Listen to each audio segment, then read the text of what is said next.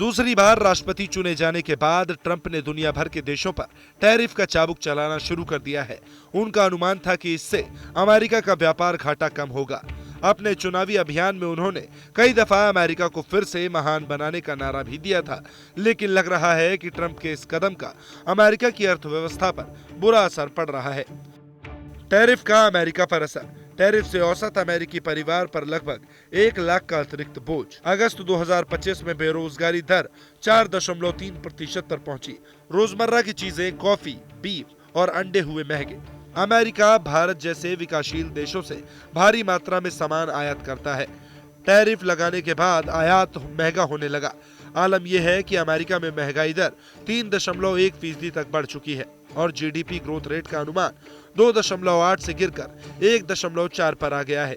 USDA यानी अमेरिकी सरकार के कृषि विभाग के अनुसार 2025 में ग्रोसरी कीमतें 3% तक बढ़ सकती हैं, जिनमें बीफ, अंडे, कॉफी जैसे दैनिक उपयोग की चीजें सबसे ज्यादा प्रभावित होंगी।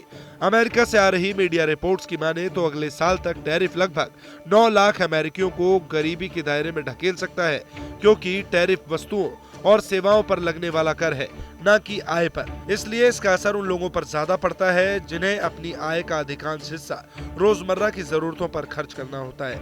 इन परिवारों की बचत अक्सर औसत से कम होती है।